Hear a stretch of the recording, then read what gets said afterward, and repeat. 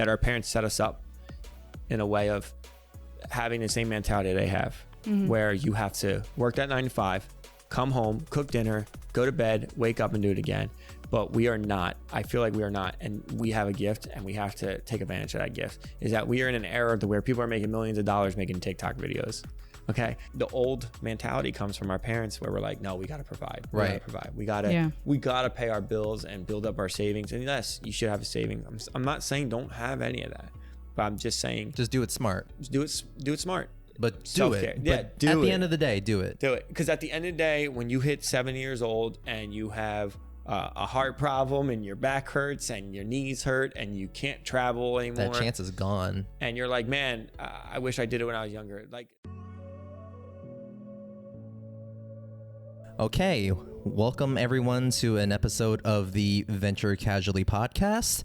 Today we have on with us Wendy, my lover and partner in crime, and my other secret lover, there we go, Andrew, or Drew, Daddy Drew. Welcome to the podcast. Thank you for having me. I'm excited to be here. Yeah. So, you went ziplining recently, right? Yes, I went ziplining, and it had obstacle course and ziplining through the trees, and it was fun. Was it your first time doing that? Yeah, anything like that. Well, like I haven't been ziplining like per se, but I've been on like rappel ropes and stuff like that. But I haven't done like ziplining and the obstacles. That was fun. Dude, you do some crazy shit on your Instagram, like Instagram, Snapchat, all that stuff. Yeah. Well, I try to branch out and do like a lot of different things in a way. Try to conquer fears or just say, fuck it, let's do it. that's kind of, you know, going out and just getting life done, man. Yeah. So like on that note, you went straight from high school to the military experience, and then now you're a part of the police force, right? Yeah, I took like a year off to try and see if I could do like regular life, and then I ended up being like, oh man, this is not working. I was working at a supermarket. I wasn't happy. I was like, all right, I gotta do something. So I joined the Army National Guard at 20. So I took a little bit of time off. And then after I joined that, it was kind of, I came back, I got a decent job, was working, and then I fell into security, which inevitably led to me being in law enforcement. And now I work with the Federal Police Department down at the Department of Navy. Yeah. So, like, can you give us like a quick summary of like the type of things that you do within law enforcement, like that you're allowed to say? So, for the most part, it's not like city police. It's not like here in Philly, like Philadelphia police. Like my brother's a Philly cop. So we do totally different things, different jurisdictions. A lot of our stuff is more along the lines of like counterterrorism in a way. It's more along shit. Yeah, it's more along the lines of like reporting suspicious activity. I hate to say it, it's like you might have spies that come over from Russia and China, and you have to like people taking pictures of government buildings. Dude, that sounds like fucking TV drama shit. So we mostly deal with just people taking pictures of buildings, a lot of parking. People like to park wherever they want on Navy bases, man. I don't understand why, but some people just don't know. Like for me, my first biggest parking incident was I was running late to my first day of college, and then I just couldn't find parking in the school parking lot, so I just parked in some dude's house. And he called the cops. I just parked into some guy's house. Yeah, because I was like, oh, this guy has multiple parking lots. Maybe I'll just leave a note. But then I was running late, so I didn't leave a note either. Oh. And then I just got a ticket for it. Like, the cop wanted to tow me away, but the dude was nice enough to just be like, that's his lesson. Yeah. Well, that was good. That's good. I try not to write tickets, to be honest. I really don't like to. Like less paperwork on you and less trouble on them. Yeah. Just, learn your lesson. Chill out. Like for the most part, people like the prime example I give to people to let them know, like, I'm not super lenient in a way. I just let anything go. But like I had a guy who went through a stop sign, but as he pulled up to the stop sign, he stopped, looked both ways. It's like 3 a.m. He looked both ways and then went through it. I was fine with that. I had a car that was also there that saw it. So I pulled him over just so that, like, in a way, they're like, all right, he's not just letting this guy get away with it. Right. But I ran his license, made sure his insurance was valid, his registration was valid. He had no want warrants. At that point, I'm just like, listen, man, you cleared the intersection. I'm not really upset. But then I had one guy who just blew right through an intersection, didn't even stop. So at that point, I'm just like, all right. Yeah. And then when I pulled him over, he was like, oh, I didn't know we were using those at this time. Because it's right when COVID started happening. Yeah, so he was like, I didn't know we were using those right now. And I was like, okay, man. That's like, so stupid. Now you're getting a ticket. Like city cops aren't around to handle like local things. So I guess people think they can just get away with all the driving. It's low right now. It's definitely low. Like my brother's telling me that his roll call, which normally has like 15 officers, has 4. Ooh. Oh, so, God. Okay. Yeah, there's a lot. It happens, man. Philly's a different beast, though, so I can't speak too much on them. Right. That's a whole different beast, man. I can speak on us, and I can tell you right now, we're low. Like, you got people that actually had COVID that were out for it, and then you had people that were like, we had, I think, 2 people that actually had it and they were out, and then we had people that just said they were feeling sick so they can get 2 weeks off paid. So we were down to, I don't know, like maybe like 4 officers a shift, if that, 3. So it was a lot of overtime, a lot of working late, and you just tried to avoid pulling people over, man, because you didn't know the world was right. Yeah, like in a panic. The world was in a panic. They weren't ready for it. Like even on that, like just on a regular day, like pulling someone over in any neighborhood, like you don't know when they're gonna like pull out a gun on you, right? Like that's. Well, the way this is how I try to explain it to people. If you blew a red light, right, and a cop, and you see lights behind you, you're like, damn, I'm getting a ticket. This cop's pulling me over. I'm gonna get a ticket for running that red light. Now, at least in my mind, this is my mind as an officer. When I'm pulling somebody over, nothing's a routine call. This is not a routine traffic stop. Nothing is routine. There's no routine about the job. You're something new every day. You're doing something new every day. So the way I look at it is that, like, I could be pulling you over and this could be your 3rd strike. You drive without a license is your 3rd strike and you ain't going back to jail. So that's a bad day for me because I'm the guy that's pulling you over. But, right. Or I could just pull you over. It could be a routine traffic stop, which I said it ain't nothing routine, but there is that normal traffic stop you get where license registration, you get that. You come back, everything's fine. You give them a ticket or you don't. But you can't have that mindset going into it. Yeah, like in a job like that, there's just constant like pressure and like tension, right? We all know what's been going on in the media. We all know the way the world is. It's not sugarcoating it. We know where the world's at.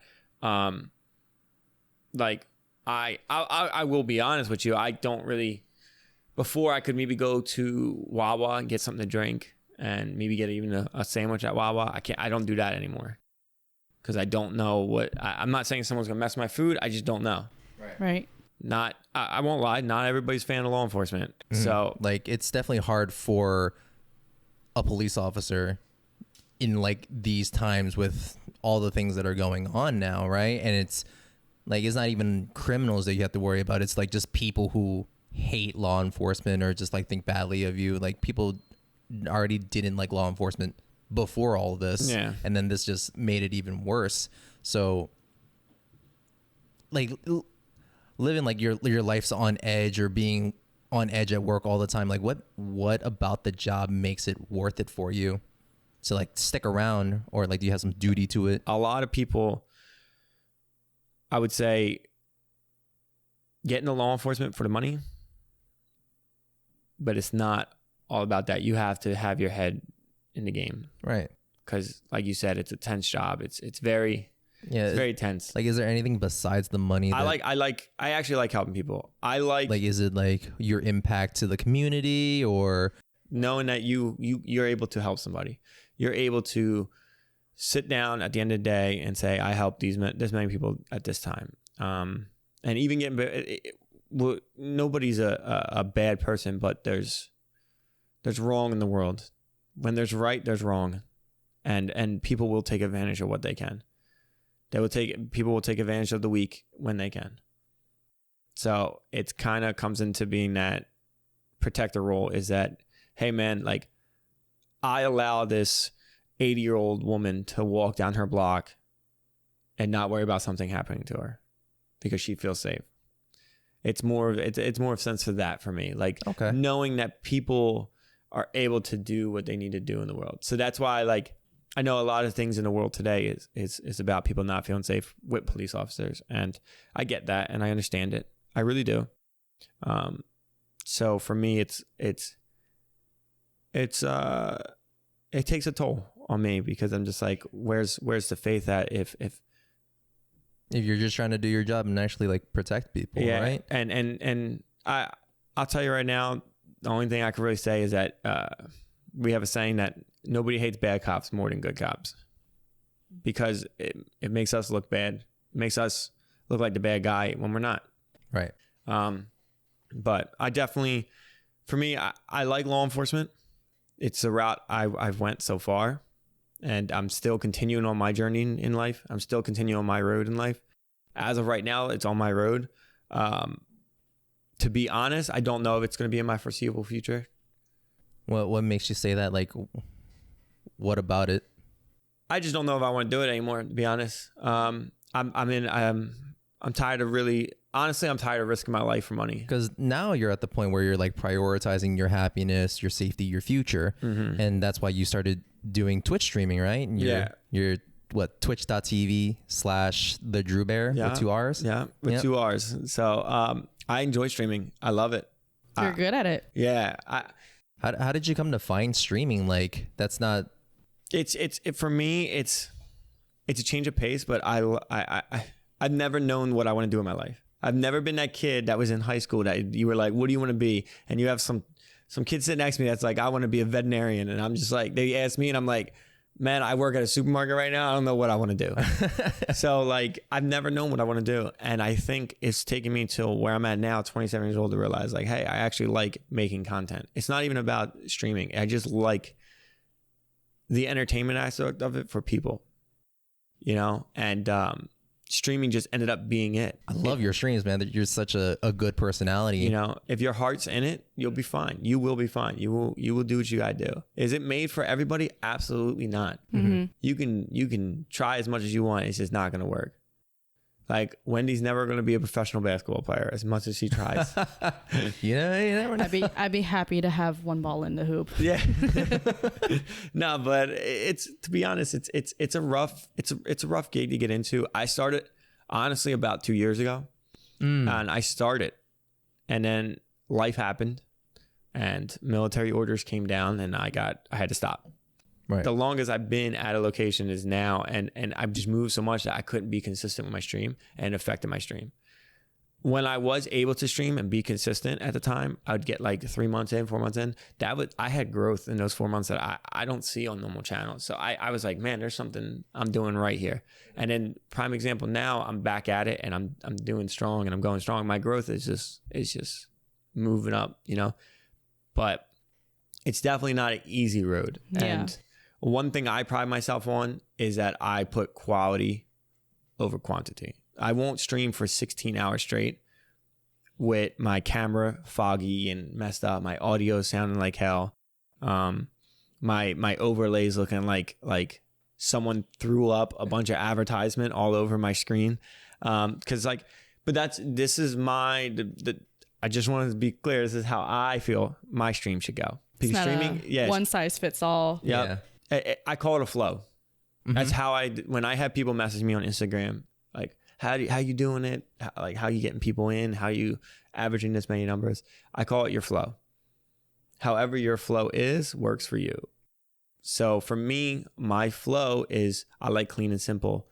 Like I don't have a big border around my camera. I don't have stuff at the top. I have my camera, a logo, and 2 alerts underneath of the recent activity. Because I feel like it's more about the game and me. So you can still see me because cameras, being able to see the streamer is huge, you know. But I like having that clean, simple look. And then like my bio, my about me, you gotta be a little bit professional if you want to make it, because potential sponsorships are gonna come to your page. And if they come to your page and you have some random shit written on your page, they're like, whoa, you know. So I try to do that, but I enjoy it. I can honestly say, like, last night I streamed for 8 hours. Kudos to you, man. Yeah, like I'm really happy that you found this, like, what would you call it, a passion in life? Yeah. Honestly, yeah. Congrats. I enjoy it. Congratulations. Thank you. I never thought, honestly, I never thought I like I said, I never knew what I wanted to do. I never thought I'd be at that stage in my life where I'm like, man, I would like to do this.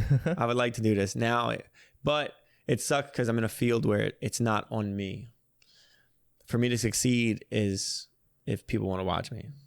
It is in my hands to bring entertainment, but ultimately someone could just join and be like, this guy's wearing a red shirt. I don't like red shirts. Ain't watching it no more, you know? And that's could how it goes.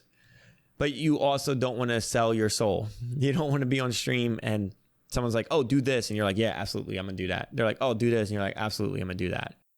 So you know, it's still your stream. Right. So you got to stick to what you got and do what you have. So like when you were starting out 2 years ago, what was like, you didn't have all that like placed out in mind, right? I had, when I started 2 years ago, I was like, I want to try streaming.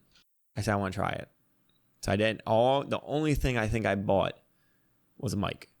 And it wasn't even a good mic. It was like a crappy USB mic that you plug in and you call it a day. You know, now there's some good USB mics out there, right? But even 2 years ago, it wasn't as good as it is now, you know? So I had an okay mic I plugged in and I started streaming. I didn't know anything about audio equipment. I didn't know anything about streaming in general. So I was just like, I'm just going to go live. Mm-hmm. The camera I had was subpar at best. It was not good. But I went live and I had my audio peaking like nonstop. My screen was kind of foggy, but I still have viewers. I had people coming in that just enjoyed watching me, like regulars. Like, was it scary just starting out though? Like, oh, it was nerve-wracking. I would say when I went live before, my heart would be racing. As to now, I'm just like going live while I'm stuffing Oreos in my mouth. And I'm like, all right, guys, I'm gonna stream now. Like, it's just now I'm comfortable. I've always been pretty good in front of people though. I've never really been camera shy, anything like that. When I was younger, I used to do a lot of stand-up, so I was always performing on stages and stuff. So I'm used to it from that. Kinda. What? You did stand-up? I did not know. Yeah, that. I did it from, I would say, maybe junior year in high school all the way to when I joined the military. I had my own show and everything in Philly. Wow. Nice. Yeah, I had a bunch of comedians that worked for me, a couple security guys, stuff like that. And that's where I grew into entertainment. I liked entertaining people, but I think stand-up wasn't for me. Streaming is. I can take that passion and my jokes and whatever I want to do for that, but I can do it on my terms, on my stream, in the comforts of my house if I want, you know? And I like that. Streaming is very entertaining for me. It's entertaining for me. Yeah, that's the most important part, that it makes you happy, and then if that happens to make other people happy too, then that's a win-win, right? Yeah. And that's the goal. Like, I'm not really in it. I'm not in it for the money. Obviously, you don't do anything for free in the world. Right. I'm really not in it for the money. I would love to make enough to where I don't have to work my job and I could stream. I'm telling you right now, if someone came up to me and was like, listen, I'm going to give you the same paycheck you're making right now and you can stream, I'd be like, boom, bam. Even if they gave me like less, I'd probably take it, to be honest with you. I like doing it. I really do like doing it. And I can honestly say, I know a lot of people will be like, oh, that's a foolish goal or whatever. I would love to make it full time. I'm in it with the intent of going full time one day. Yeah. And then that's where it's kind of like the same feeling or inspiration behind this podcast. Like that feeling of like self-discovery or wanting to do something just for the sake of like a passion. Yeah. Yeah. It's more along the lines of just taking that risk, right. Going out and just saying, hey, maybe I should try this. And we're talking about my first stream, and since my first stream till now, like if I showed you guys a video of my first stream and then now the changes is day and night over the comfortability on the stream, being comfortable streaming and being in front of a camera and getting used to your chat, having a chat spam. I can honestly say my community, I kind of stress pretty hard on being involved in my chat. So there's tons of streamers and there's tons of types of streamers out there. But I kind of break it down to 2 types. You're either really, really, really good at the game and you play it pro all the time to where you don't even need a camera. You can go live and just play the game. You don't even need to talk. You could just play the game and people will come and watch you. Right. Mm-hmm. Because they want to see this pro player play the game. Mm-hmm. Or you're very entertaining and they don't care about the game. They're coming for you. Obviously, they like seeing the game, but they want to see you play that game. Right. They want to see how you are. And prime example is I play a lot of like RPG games. I played a lot of Fallout, you know. Recently I'm playing Red Dead. I started playing Red Dead 2 because I got it on sale. And each game is a community, how I look at it. This is how I look at it, at least. Each game is a community, and you're joining that community when you go to play the game. So you better be able to hang with that community in a way. So far, I've been in a lot of welcoming communities. Certain games, obviously, we know certain games are very toxic, and sometimes the communities are toxic.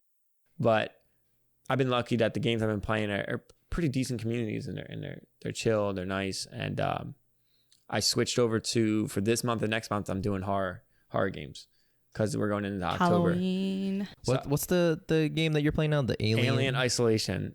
So I listened to my chat and I put it on nightmare mode from the gate. Never played this game before. And about like 4 hours in, I was just like, I was ready to throw my keyboard across the room. I was dying so much. But it's worth it because your chat like is there helping you. Like, yo, you got this. Like, you can do this. And I can play a lot of different games. And I think I consider myself lucky. I can play a lot of different games and my chat comes for me. They don't come because I'm playing Fallout and they like to see Fallout. Do I have people that do that though? Yes. When I'm playing Fallout, I have certain people that jump into my community. Mm-hmm. Mm-hmm. When I'm not playing Fallout, people like will be like, "Hey, I'm not gonna watch this. I want to see Fallout today. I want to see Drew play Fallout," which is fine. I'm fine with that. But Everybody wants like, you know, their own little thing. yeah, So The fandom. yeah, the fandom. yeah. But as of right now, I have a pretty steady schedule, at least for my stream, and I have a pretty solid community for my stream. A lot. They all like. I don't know. I consider myself pretty lucky so far with my growth on Twitch. Yeah, like on like your growth, you started out from just like a cheapo microphone and just a webcam, and that was pretty much it, right? Yeah. Like, what were your priorities leading from your growth then until now? So I don't know. This worked for me. Might not work for everybody. I looked at what pro streamers had and what they were doing. Okay. If you want to be the best, Learn from the best. learn from the best. Learn from the guys that are doing it, the girls that are doing it now. So I went in and I watched what they were doing. I looked how they had their setup and I picked what I liked, what I didn't like, what I wanted, what I didn't want. And I went from there. I was huge on quality though. I did not want my stream lagging a bunch. Like if I lagged even a little bit, I was like, I gotta fix this. Gotta fix this. Cause I want the quality to be there. I hate to say it and I feel bad saying it. Not a lot of people are going to come to your stream if you got like the world's worst camera. Your audio's unclear. They can't really hear you and the game's lagging. It's just not going to work. Like there's just like a certain standard at this point, pretty much. There is. It's like a bare minimum. Because we're all streamers is a very unique community. Like streamers themselves, everybody that streams. Mm-hmm. But it's still at the end of the day a competition. Yeah. In a way. You want the views. If you got 2 views and I got 2 views, I want 4 views. So I got to be better than your stream in a way. But honestly, for me, I never really went, like I don't poach people. I don't go on other people's stream and I'm like, I don't self-promote and be like, oh, hey, I stream too. Come watch me. Right. And like go on to other people's things. And I got a pretty decent community though. Like I said, I like the people in my community and I like the way it's growing. And I'm like I said, I'm getting lucky on this. I'm getting decent growth. I'm getting decent numbers, and it's constantly climbing. It's constantly going up. So I'm gonna stick with it. I'm still a small streamer though. I'm still a very small fish in it. Hey, you're doing better than a lot of the people who just, start out day one, quit day two. Yeah. So, kudos to you for even getting this far and like still having the drive to keep going, having plans to move forward. That's the biggest thing I feel that people, that's going to be even a challenge for you, I feel, is you start out and you are very happy and you're doing it. But as human beings, we want immediate results. We are. Tell me about it. Yeah, we are programmed to want things fast. Fast food, when you're in the supermarket and someone's moving slow in front of you, you go crazy. And put it this way, people go through a toll booth and go crazy if they're in a longer line than the line next to them. That's true. People switch lanes, all that stuff. Yeah, people want things fast. So people want immediate results, and streaming is nowhere near that. Like, it is a marathon, not a sprint, and that is saying that a lot of streamers say. Like, a lot of these YouTube videos that are like, you can make it streaming. It's a marathon, not a sprint. They're telling the truth. It is a marathon, not a sprint. You have to gain the followers. You have to gain the people coming. Do you think, if you don't mind me interrupting, do you think if for those who want instant gratification, their motivation's more on a materialistic side versus you're more on a bit like passion side? Like, if you didn't get paid, you probably still continue streaming, versus them, if they didn't get anything out of it, they would just call it quit on day two. And yeah, I think it does come down. I think people see they see money. Yeah. They see like these big pro streamers making millions of dollars, getting millions of dollar deals, and they're like, I want that. But we're all adults in the world, and you have some of us. Yeah, you have to come to the realization that you are nothing special. There's nothing that when you go live, if I was to put a camera directly on top of you and you went live, that people are going to say, I want to come watch this person because they're amazing. It just does not happen. And just have to build the relationships with the people that watch you. You have to prove to people that you are special. You have that either you're funny. Like my stream is kind of based off of my chat and me have a unique relationship. Yeah. Okay. I have. You guys are a bunch of goofballs in there. Yeah. They're like trolls, but not in a bad way. They're funny. They're funny with it. Or like I'll play a horror game and all I see is my chat spamming behind you. And like, what's behind me? But like in the end, if I die or if I fail or if I'm having trouble conquering this, I look over my chat and they're like, yo, you got this, Drew. You can do this. And that's rewarding, I find myself, I used to be in Discord all the time. We all playing games, everything like that. I'm not even, I go to my Discords with friends, but I don't do that a lot because when I'm playing video games, I'm streaming because I find myself when I want to play a video game, I want to stream it because I not want everybody to see, but I want to share it with my community. Mm-hmm. Right. That's my passion for it. I like doing it.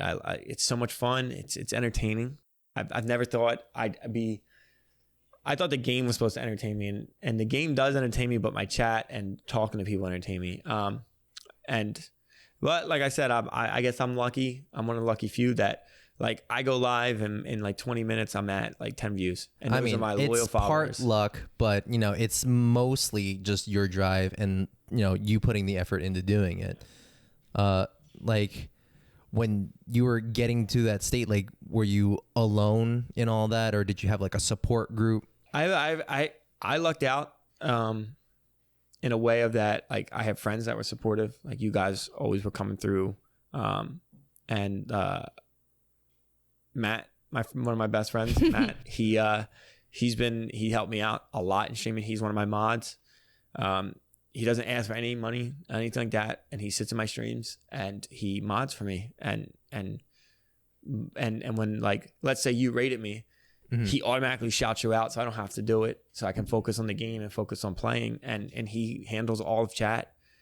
And then and then my girlfriend, she's a mod for me too, and she handles it just as much. And she's in the business of dealing with social media marketing and all that stuff. So she helps me with all my social medias. I've been lucky with that. That's actually been a blessing. Like she's good on the numbers with social media on what brings people in, how to post, when to post, Like there's a whole algorithm behind it apparently that.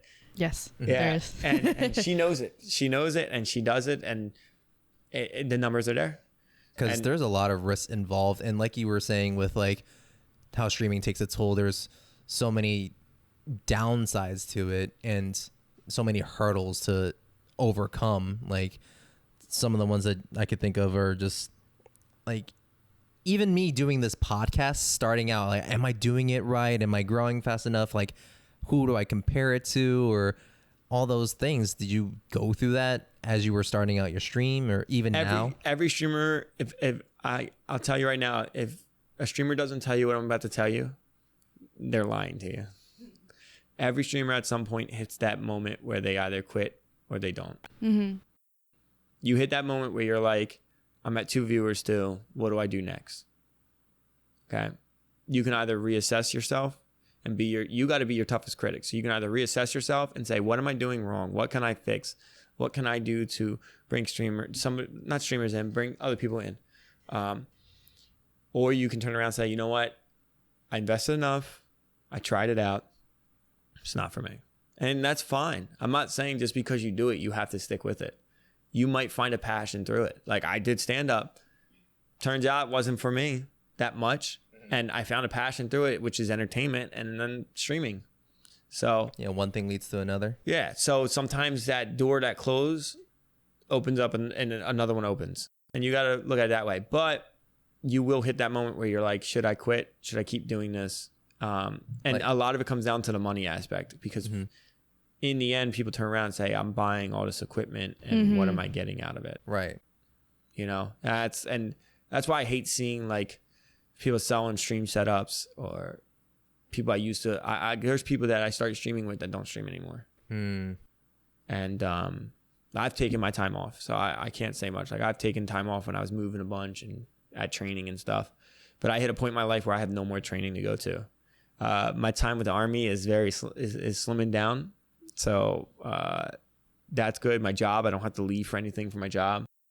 So I'm in it for the long haul now. Like even for the amount that you moved around and like, you know, how much time your work took out of your day to like that prevented you from streaming or keeping up with it consistently.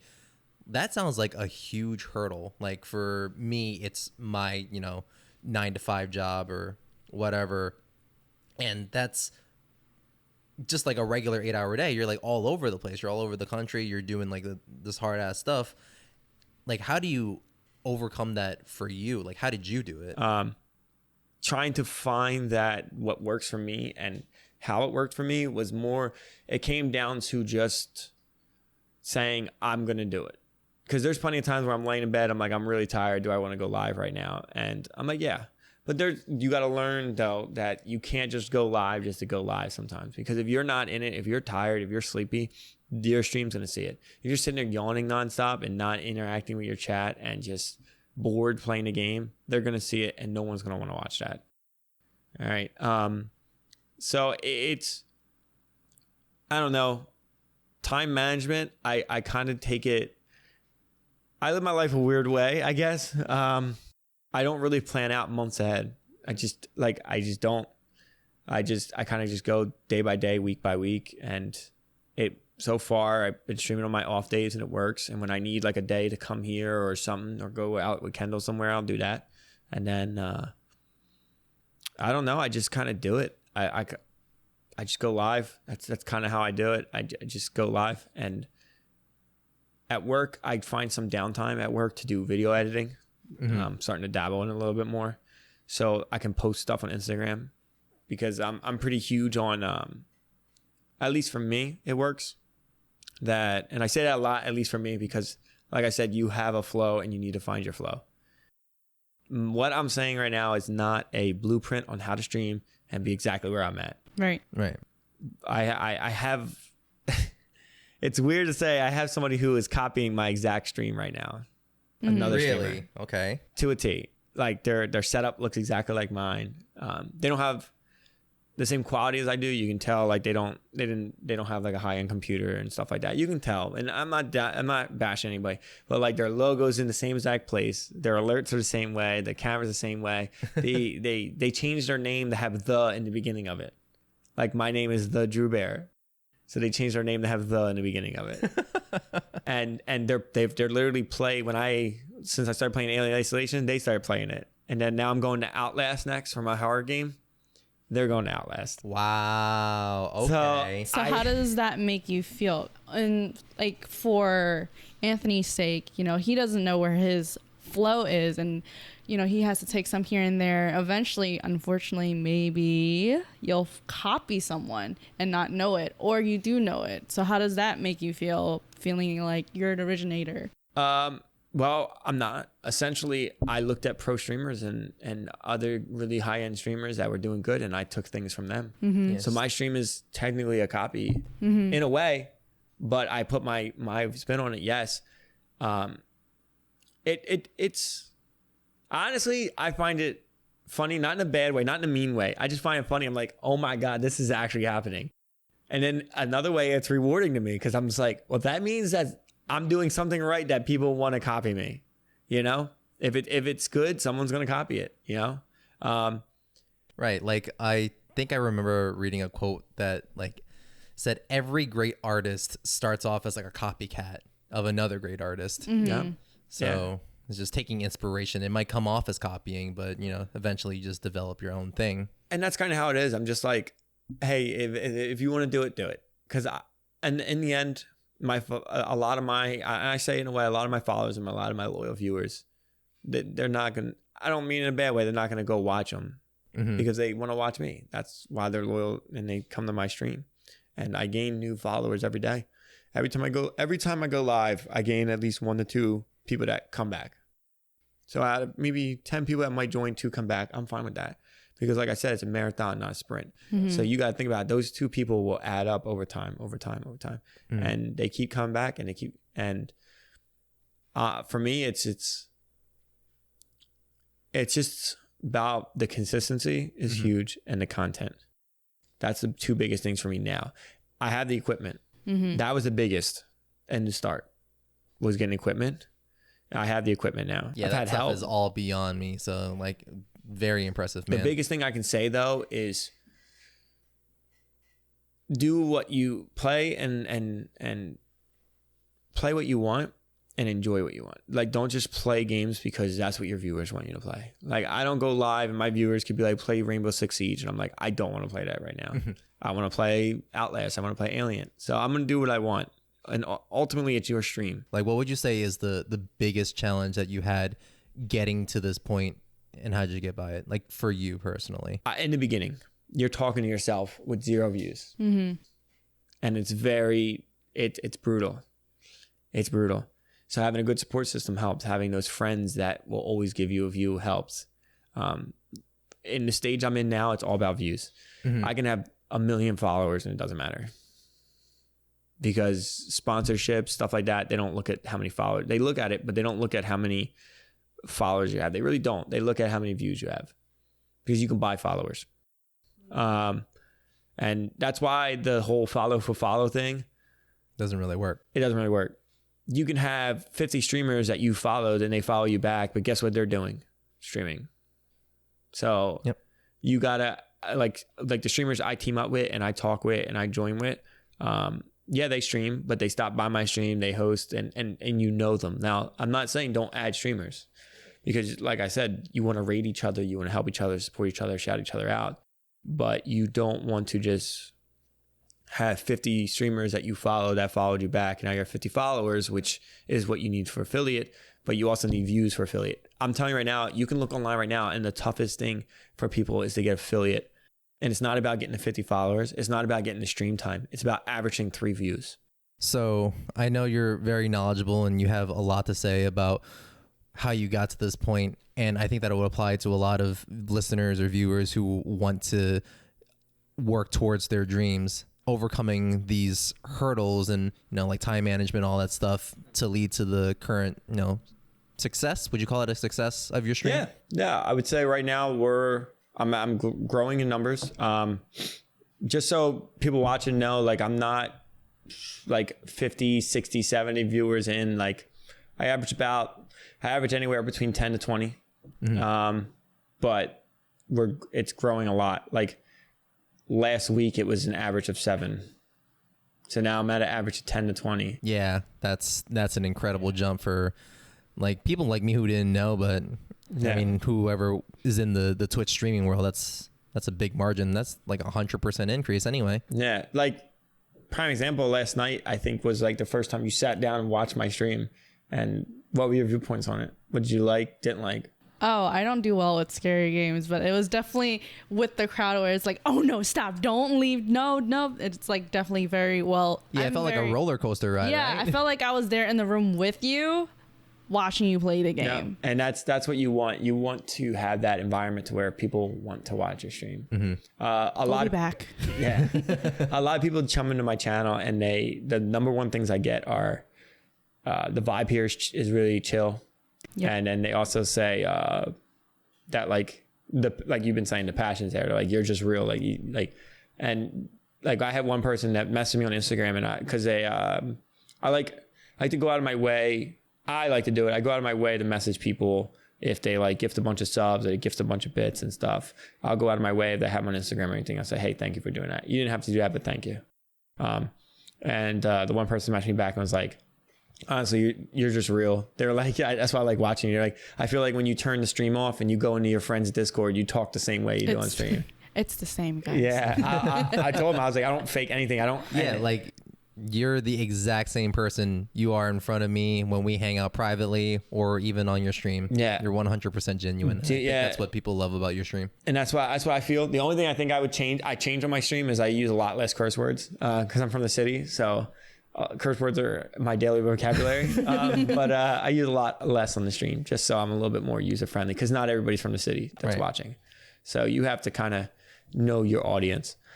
So where you're at now with, the upswing of your stream, how does it feel to have overcome the hurdles or like a lot of the harder things that you experience in the beginning are kind of gone, like the talking to yourself for hours with 1 viewer, 0 viewers are kind of gone. Like I said, when I go live now, I like 20 minutes in, 10 minutes in, I jump up. Well, not even that, like 5 minutes in, and that's still my starting stream might be on for like the first 2-3 minutes. I jump up to like 7 viewers, 10 viewers. So, and then by the time I'm like 30 minutes in, I'm at like 15. And it's nice. Like I see like the minute I go live, I see people that are like, oh, hey. And I see it spammed in chat. I see my emotes in chat. But I'm definitely on the up part, which is nice because that hurdle is rough, man. Like I said, the hardest thing is that talking. You have to be able to talk to yourself in the beginning. Mm-hmm. You have to be able to take that. You're only going to get 1 view, 2 views, 3 views. And it's just not, no one's going to come and find you. You have to put the network out there. Networking is huge. Mm-hmm. Are you saying just accept failure, but use it as a motivation for growing versus like just calling it quits? Yeah. I wouldn't even so much call it, I wouldn't so much even call it failure. I would say it's a crawl, walk, run. Mm-hmm. Right. You just a process. Yes. It's part of the process. Unless you are, and that's why friends come into play and are huge. You got 5 friends who can watch you. That's 5 views. Yeah. Mm-hmm. You're going to be feeling good about yourself. So that's the rough part. And networking, man. Networking is definitely huge. I'm telling you, networking. For me, I like to mix my content. So everybody keeps telling me to get a YouTube. Everybody keeps telling me to get a YouTube right now. And the way I work with that is I don't want to have a YouTube and just copy and paste things from my Twitch. Mm-hmm. I don't want to just take videos that I put on Instagram and put them on YouTube. And now I have the same videos I have on Twitch, I have on Instagram, I have on Twitter, and I have on YouTube. Right. So literally, if you're following me on all of them, you're watching the same content on top. Right. And we'll see how it goes. But right now, I don't think I'm in the stages to even start editing YouTube videos and posting them. I think right now I just work on my Twitch, work on my Instagram, work on my Twitter, network. 1 step at a time. And yeah, just keep going the way I'm going. Because like I said, I got all the time in the world with this. I'm not stopping. So take it easy. Yeah. I can move. I don't need immediate results in a way of like, I don't need to make a YouTube so I can get the other 50 viewers I need. Like, I'll get there. And then partnership is the main goal right now with Twitch, obviously. So I need to average 75 views. I have everything else done, but averaging to 75 views. I'll get there. My average right now, I think I checked this morning, my average is like 12. And that's over like a 15-day scale, I think it is, or 30 or something like that. They pull that average out of it. So to have that average isn't bad. And I'll stick with that. I'm all right. That's for me, that makes me feel good. I don't know about everybody else, but for me, that makes me feel good when I see whatever makes you happy, man, and whatever makes you want to keep doing it. That's the most important part. Yeah. Life is about going out and doing these things. Like, what advice would you give if you could talk to your past self? The main thing I probably would say to them, to my past self, would maybe be start on social media a little bit faster. I started just streaming, and that was it. And I didn't have an Instagram for my Twitch. I didn't have a Twitter for my Twitch. So I would definitely say to anybody starting out, that would probably be the main thing. Just grab that name on Instagram. If you post one post on there, grab something on Instagram. And do it on Twitter too. And other than that, I think the route I went was pretty spot on for me, at least, and it worked for me. And hopefully one day it turns into a full-time job, you know, because like I said, like my job now, I like doing my job, but it's not what I want to do forever. And at what point do you think you'd be comfortable like going full-time with it? So let's say I stream for 2 to 3 months and I make enough money to pay all my bills, and that's been consistent for 2 to 3 months, I'll go down to full-time. Because that means that for those 3 months, nothing has changed, and I've been able to make enough money to pay my bills. Nice. I'd probably do it. That's a very solid plan. I'm willing to take the risk. Because in this world, I feel like our parents, not in a bad way, in the generation we are, that our parents set us up in a way of having the same mentality they have, where you have to work that 9 to 5, come home, cook dinner, go to bed, wake up and do it again. But we are not. I feel like we are not. And we have a gift, and we have to take advantage of that gift. Is that we are in an era to where people are making millions of dollars making TikTok videos. Okay. We are in our parents' generation it was the hard workers. It was built to survive. Yeah. And we have the fruits of their labor where we can choose to thrive. Yeah. And that's the hard part though, is because like the newer generation of these like 18-year-olds that are coming out now, that are like getting done high school right about now, they know about it and they're able to do it. Like they can make YouTube, stuff like that. They can make podcasts and stuff. But for us that are stuck in about to be hitting our 30s and stuff like that, or even 25, we're still in that. You need to work. You need to come home. You need to do that. And that's not, to me, I call it the wheel. And I want to get off the wheel so bad because I don't like it. I feel like people live to work, so work to live. Yeah. And streaming has got me off that wheel in a way. I hope you get completely off that wheel, and I'm right behind you, man. Yeah, I'm telling you, it's a challenge. That's the challenge. That's the ultimate, challenge for me. That's what I put forward like that's what I put in as my goal. Like, will Twitch do it for me? I hope so. I really do, because I enjoy it a lot. Right. I love it. I love going live. That's why I think I can go live so much. It's because I just love it. Like my off days, literally days I have off that are like my only days off, I'm streaming because I like doing it. That's good. Yeah. And I just want to get out of that wheel of life that was put forward for us. And it's hard. It's a challenge because it's a tradition and people love upholding traditions. But we're so programmed for it. Yeah, for sure. That's the hard part. It's just generation after generation. But now our generation is different. There's so many different like career options that didn't exist like 20 years ago. Yep. And like 20 years ago, working in a factory was what you did. Yeah, that was it. There were no options. You worked, you made money, or you scrounged up scraps. Now it's the challenge. It's now that you like for right now with the podcast, it's going to be a challenge. You're starting a new chapter in your life in a way of that you're doing something that's all in your hands. It's not on anybody else but you. My stream is on me. If I don't go live, I'm not gaining viewers. I'm not gaining followers. I'm not doing it. So fate's in my hand with that, in a way. Like I know I said earlier that like it's also on the people that watch you if they want to watch you. Yes, that is the case. But if you have nothing to watch, they're not going to be there. At least if you're giving it your all, you can see what the outcome is. And for me, giving it my all to get off the wheel right now is the goal, because it makes you so unhappy and we stress so much and we don't live life. Like, that's why I kind of changed I'd say about a year and a half ago, 2 years ago. I had a lot of things happen in life that were so out of my control that I planned to not happen and end up happening anyway. And I'm like, what am I doing? I sat in my bed one night and I looked up at the ceiling and I said, what am I doing right now? That like, I'm so stressed out, so worried about bills, so worried about work. Man, I hate to say it. I'm probably the bad employee now, but like, if I wake up and I'm like, I don't want to go to work, I'm not going to work. If I have enough money to pay my bills. Fuck, man. I wish I had that confidence to do that. I've been like on the edge of that for months I'll tell you right now, like this Thursday, I didn't go in. I woke up, I bought a board game and I bought the new Fallout board game and I was like, I want to play this.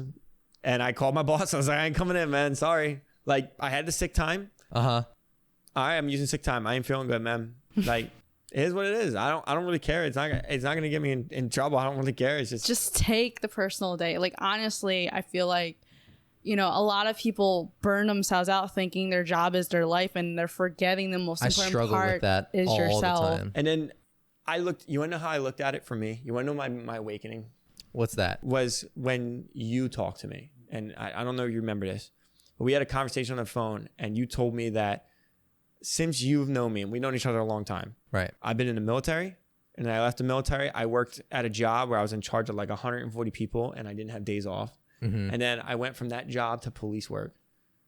And I looked back after you said that statement to me, I looked back and I said, since I was 20 years old, okay, joining the military, the longest I have taken off of work is 2 weeks. Wow. That is insane. Because I'm not saying, I know some people are like, oh, well, you got to save up money, take your vacations.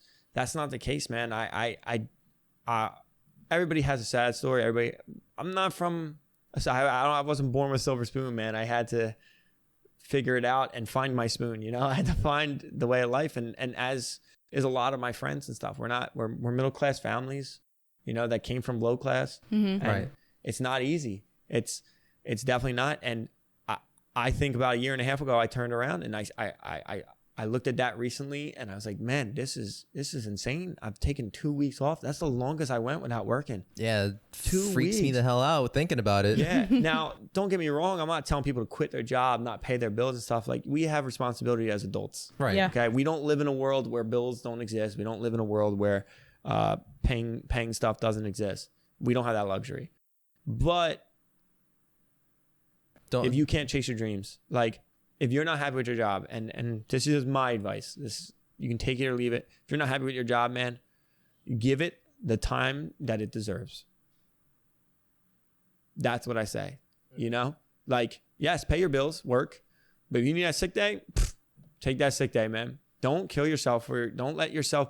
There's people that, like, you know, for police, they retire and they normally die within like a couple of years. They normally have like a heart attack or something. That applies to all government jobs. Yep. That's the rumor. That when you retire in a couple of years, you end up having a heart attack, you end up having a stroke, you end up having something. You don't enjoy retirement because you worked your entire life without a break. These government employees, which I see a lot of, they work nonstop, man. They push government employees because the government don't care, man. I hate to say they don't. They just want the job done. So that's why you see a lot of government employees, like there's like little things that they do that like they work 10-hour days just so they can have Friday off or something like that. So that way they have more time at home. And it happens. For me, I want off that wheel and I want to be able to vacation more. So I took the liberty to just start doing things like ziplining. Like, that was spontaneous. Like, I think I'm going to go skydiving next month. Hey. I was talking to somebody and they were like, you should go do it. And I was like, all right. I have the money. I'm gonna go do it. And I think you like taking a risk right now doing your podcast. Yeah. It's you should enjoy it, man. You should stick with it and enjoy it. And the same with streaming for me. That's the hurdle that I take with streaming. I see it as a way out of doing this, out of the wheel. It's something that like if my mom and dad are like, you're streaming, they're like, you need to work. No, I don't. I want to stream. And that's the hard part. Like, it's hard to convince old traditional people who just don't know that that's a thing, or like it's possible to make money, because that's all they really care about is just, you know, making money and surviving, and providing. I think that's where my passion comes a little bit in it. I'm not so much on making hundreds, like 120K a year. That would be nice, but it's not in it for me. Honestly, I'm telling you right now, if tomorrow I can even put a number on it. If tomorrow I made like $2,000 streaming a month, I'd probably do it full time. That's all I would need. I'll be honest. It'd be rough. But I would tell you right now, I'd take that risk for it. I would let it be rough like that because I know that I could do it. If I was guaranteed that, like I even thought about taking some time off from work, like literally just taking leave, non-paid, taking a couple months and building. I got my savings built up, just taking it, streaming a little bit, and just enjoying life for at least like 2 months. Just doing me for 2 months instead of working for 2 months. Like, because you need it, man. You need time for yourself.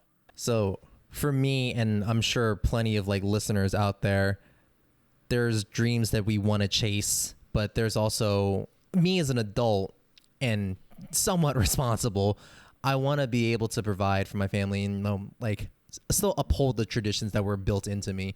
What would you say to someone like me or someone who's listening to this podcast seeking advice, how to take the first step into chasing their dreams and like a plan of action? Do it. That's it. Take that little voice in your head, shut them up, and do it. Like, you don't have to go 100% into it. You're still working, but you're doing your podcast. Right. You have to make that time for it. It's because it's not about, like, there's so many motivational videos out there that are about, you need to work more than you sleep. You need to not want to sleep. You need to not do that. No, you need self-care. You need to take care of yourself. If you want to sleep, you sleep. If you need your days to sleep in, you sleep in. But you also have to make that time for your dream. Because if you're not making it, you do have to work hard to get that dream. Like, I have to stream like an 8-hour stream. I have to stream tonight at 10 o'clock. I'm going to be maybe doing like a 5-hour stream. But I still have my time for me. Like, I move my stream time. I'm going to start around 8. I'm starting at 10 just so I can go to a party and do what I got to do. And that's the thing. Like, you don't have to, like, that's the only problem I have with a lot of motivational videos. They'd be like, you need to work more than you sleep. And that's not the case. You need to self-care. That's what I'm huge on, self-care. Take care of yourself and enjoy life. But follow your passion. And you have to just do it, though. Like, for your podcast alone, the simple fact that you are doing it, you should be proud of. You should be so happy about that. Just taking it all in, man. Yeah. It's hard because it doesn't feel real yet. That's all. But and it's not. You know when it's going to feel real? When you actually start having, in a decent way, an audience. And you will get it. You have an audience already, right, through family and friends and probably other people that are watching. There are probably people watching. But when you start getting those consistent people coming back for you, your value goes up. Your self-value goes up. Like, for my stream, there's people that join my stream and I have regulars now, like regulars that are always there. And they're literally like, Drew, you're awesome, man. You're the man. And I don't need them to say nice stuff like that, but it feels good. Listen, you don't always need a pat on the back, but it's nice to hear it, you know? And I would just say, do it though. Like, that's the hardest thing, is just doing it. You're so quick to give up before you start. Like, you're like, man, I want to go skydiving one day. You're like, oh, it's expensive. Oh, but then I got to go there. Who's going to go with me? Do I really want to do this? And then by the time you get through all that process of elimination on if you want to do it or not and why, you're already too tired laying down. You're like, all right, I'm just not going to do it. Yeah. You just kill your own motivation. Yeah. And that's what it is. It's taking that risk. Like, I know somebody who just dropped and went straight into streaming, didn't even have a fan base, and just went full-time streaming, and it didn't work out for him. that's where the adult has to come in. You have to risk versus reward. You have to say, maybe I should build my fan base up a little bit before I go to do it. But I have a friend who's a streamer right now. He started around the time I have. I took some breaks. He didn't. And he is now at the point where he's ready to go full time. He's almost there. Wow. And huge on him. And Congrats I was like, he's Mm-hmm. still not there though. He's still going to take the risk. But I won't lie, his girlfriend is a huge support for him. And I've been lucky because Kendall's a huge support for me. Like, she's literally turned to me one day and was like, listen, just quit. I'll pay everything and just stream. She's literally said that to me. And you know how tempted I am to take that offer? Yeah, Wendy offered me the same thing, to quit my job and just dedicate you're so full time. tempted, but the old mentality comes from our parents where we're like, no, we got to provide. We got to pay our bills and build up our savings. And yes, you should have a savings. I'm not saying don't have any of that, but I'm just saying, just do it smart. Do it smart. But do it. Yeah, at the end of the day, do it. Do it. Because at the end of the day, when you hit 7 years old and you have a heart problem and your back hurts and your knees hurt and you can't travel anymore, that chance is gone. And you're like, man, I wish I did it when I was younger. Like, the biggest fear for me was when I was working security and I had a 60-year-old man that worked with me and he's done security all his life. Oof.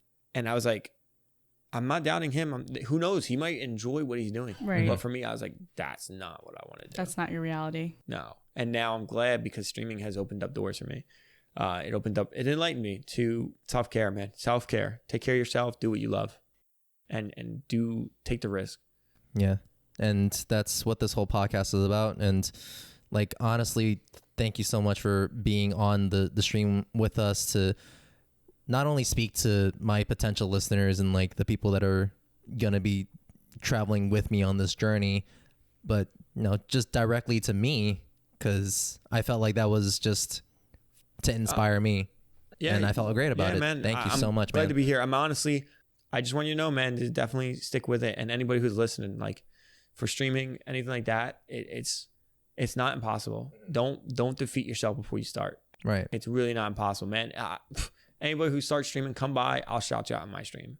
Yeah. And as a shout out to your stream, for anybody listening or viewing, please go and see Drew's stream on twitch.tv/thedrewbear with an extra R at the end. Yeah. Yep. Aside from that, any closing notes? The main note I can say is what I've been saying this whole time.